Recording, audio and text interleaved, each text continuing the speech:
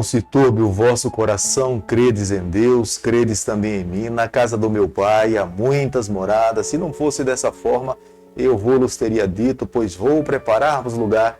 E quando eu for e vos preparar-vos lugar, voltarei e vos receberei para mim mesmo, para que onde eu estiver, estejais vós também. Muito bom dia, com a bênção, com a graça de Deus, nessa manhã, nós começamos mais um dia, queremos a cada dia viver exclusivamente para o Senhor, queremos entregar o nosso coração e permitir que Ele conduza a nossa vida por toda a eternidade e que vivamos para todo sempre ao lado do nosso Deus. Todos os dias nesse canal nós estudamos um capítulo da Palavra do Senhor. E nessa manhã eu vou convidar você a ter nas mãos a Palavra de Deus no livro de Atos, capítulo 20, o versículo 1. Cessado o tumulto, Paulo mandou chamar os discípulos e, tendo-os confortado, despediu-se e partiu para a Macedônia. O poder do Espírito Santo para o crescimento da igreja é essencial. Não é que o poder do Espírito Santo dentro da igreja seja mais um elemento. Dentro da igreja, se não houver o batismo do Espírito Santo, é impossível haver crescimento. A igreja apostólica crescia não pelos esforços daqueles homens. O crescimento da igreja apostólica se deu por causa do poder do Espírito Santo. Era Deus que conduzia o seu povo, era Deus que realizava os milagres, era o Espírito Santo que orientava por onde eles deveriam ir. Era Ele que dava sabedoria, era Ele que colocava nos lábios dos apóstolos as palavras que eles deveriam dizer. As verdades que Jesus tinha ensinado aos seus discípulos, foi o Espírito que revelou a ele e os lembrou e os ensinou como é que eles deveriam fazer, como é que eles deveriam trabalhar. O Espírito Santo, ele age na vida de quem permite que ele possa trabalhar. Ele quer fazer morada no coração de todas as pessoas, mas nem todos estão dispostos a receber o Espírito Santo na sua vida. Diante dos problemas que o apóstolo Paulo e os seus amigos estavam enfrentando aqui nessa comunidade, ele permanece por aproximadamente 3 anos, mas chegou o momento de despedir-se. Ele não poderia permanecer ali para sempre. Até porque o Espírito Santo lhe motivava a ser um evangelista itinerante. É bem possível que nesse período, no ano 55 depois de Cristo, Paulo tenha escrito a segunda carta aos Coríntios e logo depois, em seguida, ele se dirigiu para Ilírio, na Albânia.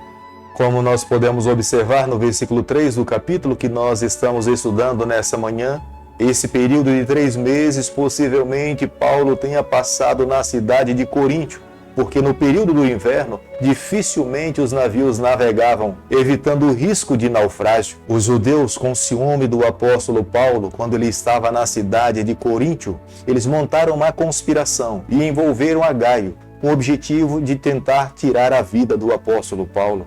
Essa conspiração foi descoberta e quando Paulo descobriu que havia uma conspiração com o objetivo de tentar matá-lo, ele fugiu para a Macedônia. Atos capítulo 20, o versículo 4, a Bíblia diz o seguinte: acompanharam-no até a Ásia, Sópater, Bereia, filho de Pirro, Aristarco e Segundo de Tessalônica, Gaio de Derbe e Timóteo, bem como Tíquico e Trófimo da Ásia.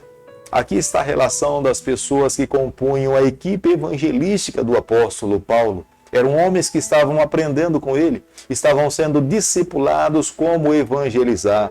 Paulo sabia que não viveria para sempre. Paulo sabia que todos os seres humanos que nascem nessa terra, em algum momento acabam fechando os seus olhos, mas ele sabia que o evangelho de Deus não poderia parar. Para que isso não acontecesse, novas pessoas deveriam ser integradas nessa equipe, deveriam ser discipuladas para aprender como usar os seus dons, serem guiados pelo Espírito, para que o reino de Deus nessa terra cada vez mais pudesse avançar. As igrejas pelas quais o apóstolo Paulo tinha passado, elas financiavam esse evangelismo. Muitos irmãos coletavam recursos e direcionavam esses valores com o objetivo de manter Paulo e toda a sua equipe evangelística. Atos capítulo 20, o versículo 9, a Bíblia diz o seguinte: um jovem chamado Eutico e estava sentado numa janela, adormecendo profundamente durante o prolongado discurso de Paulo.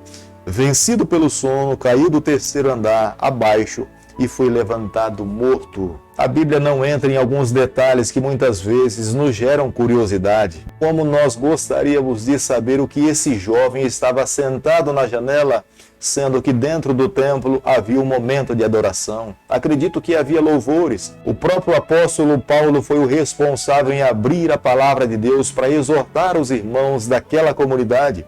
Mas esse jovem escolheu assentar-se na janela. É bem possível que ele estivesse mais interessado no que passava do lado de fora da igreja do que o que estava acontecendo dentro da própria igreja. O relato bíblico nos apresenta que ele, vencido pelo sono, ele não conseguiu manter-se atento, lúcido, e acabou caindo do terceiro andar abaixo e perdeu a sua vida. Há duas formas básicas de nós adorarmos ao Senhor. Quando estamos dentro da casa do Senhor, nós precisamos nos desligar de tudo que está fora e as nossas atenções precisam se voltar exclusivamente para o Senhor. Se nós estamos dentro da casa do Senhor, mas se estamos com o celular nas mãos e os nossos pensamentos estão voltados para outras coisas, nós corremos o risco de sofrer as mesmas consequências que o jovem Eutico sofreu, perdermos a nossa vida espiritualmente, porque quando nós não ouvimos a palavra, quando nós não adoramos, quando o nosso coração não está conectado com o coração do Senhor e com os irmãos que estão ao nosso redor, nós estamos construindo a nossa própria morte espiritual. Mas nós também podemos construir um relacionamento sólido com Deus e com a nossa comunidade. E quando nós estivermos dentro da igreja, o nosso coração precisa estar completamente conectado com o céu. Nós precisamos nos alimentar da palavra, nós precisamos adorar ao Senhor.